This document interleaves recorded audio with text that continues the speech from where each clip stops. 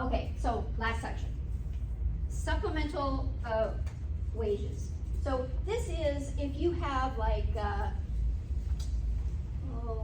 bonus, end of year bonus, and it's on a separate check, then there's a supplemental withholding amount of 22%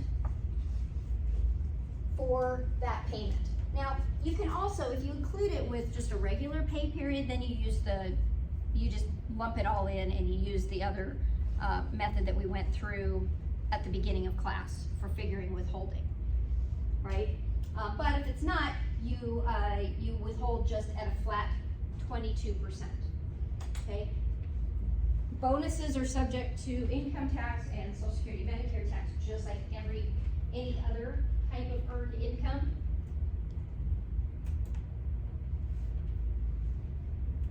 Right, so, and they're also subject to FUTA taxes, state withholding.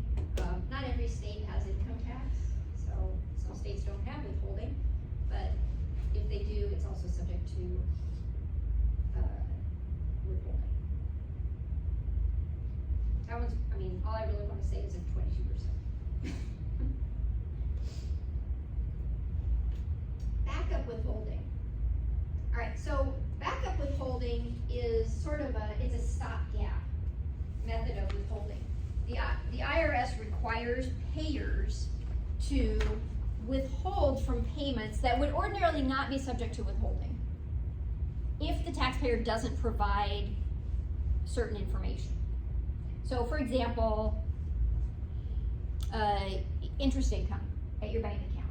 If you don't fill out what's called a Form W-9, which we'll talk about here in just a second, and give the bank your Social Security number, taxpayer ID number, then the bank is going to withhold from your interest payments certain amounts of, I think it's 24%, 24% of any interest payments. So if they pay you $100, they're going to keep $24 of it and send it to the IRS. Now, you can claim that as a refund, and by the way, there's no bank in this country, I'm sure, that would open a bank account for you if you didn't provide them with your Social Security number. But there are a lot of people who, this applies to contractors as well. There are a lot of places that will hire contractors who they should be issuing 1099s to, and they never collect their taxpayer identification information in order to issue that 1099. If they don't, now first off, that's if they don't collect the information, that could lead to a penalty for the payer. But also what they're supposed to do, if the payee does not give them that information, then the payor is required to withhold 24% of their payments.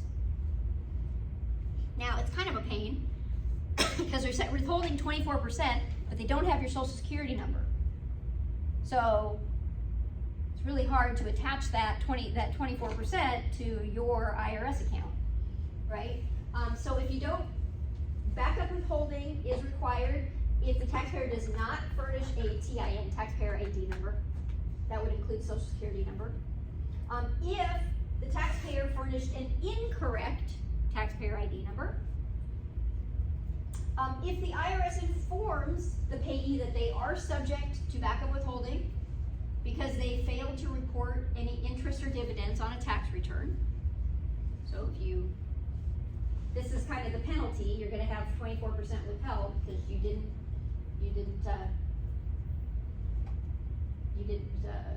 provide the correct information. If the payee did not certify to the requester that they were not subject to backup withholding. So if the IRS tells you you're subject to backup withholding and you don't tell the payer that information, then the IRS can come in and mandate that backup withholding. Let's see. Also, I think there's backup withholding for non-resident aliens as well. Let's see. Okay, so here's the Form W-9. This is the form that is filled out by the payee, so the person receiving the payments, and given to the payor. It's pretty simple. It's like, sort of like a W-4, except they're not telling the payer how much to withhold. They're essentially giving them information that is required by the payer to determine whether or not they need to issue a 1099, and if they do need to issue a 1099, they've got your social security number or taxpayer ID number. So you indicate up here how you're organized, what type of, are you an individual, a corporation, C, S Corp, partnership, what are you? Because certain, like corporations don't need to get 1099s. S corporations don't need to get 1099s. Partnerships do. Individuals do. Address, all that stuff, and then here's information about your social security number or taxpayer ID number. And then here you are certifying that you are not subject to backup withholding.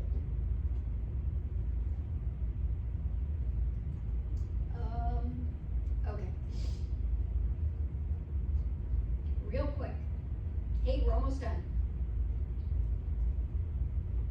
Estimated tax payments. So we've been talking about withholding, and that is for employees, that is the most common way that they actually pay their taxes is through withholding from their employer, from their payments.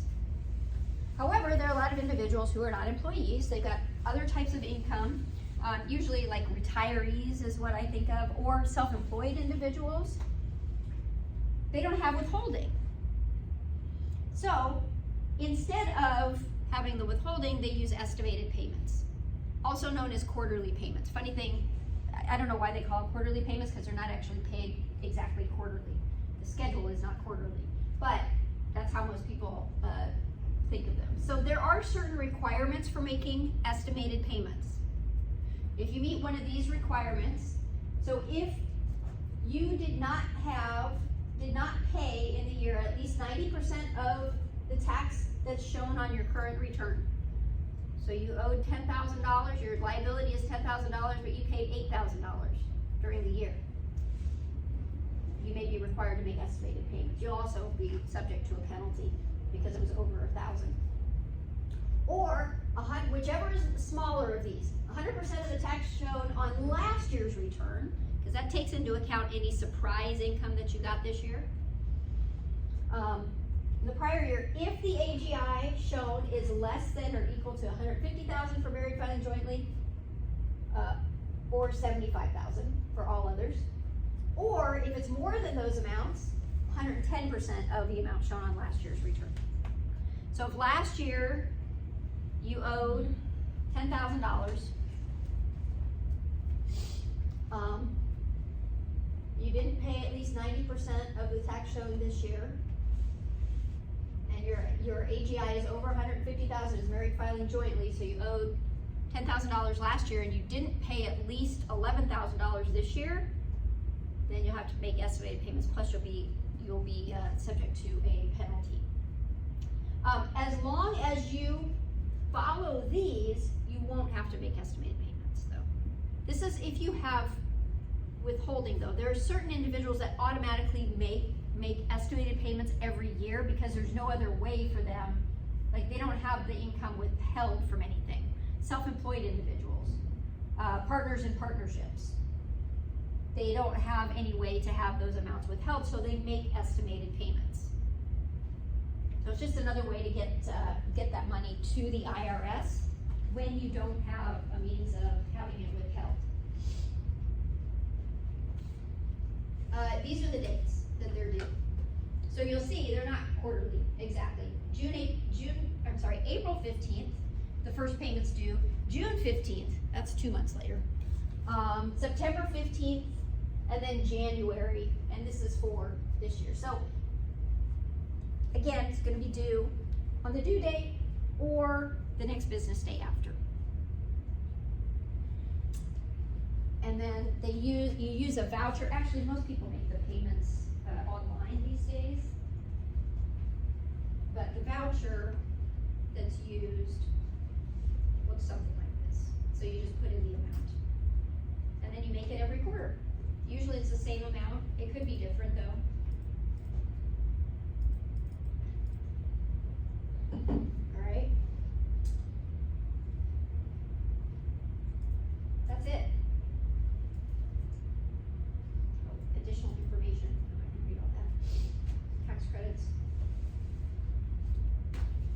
all COVID related stuff. Chapter 10. Questions? I know I went through that fast.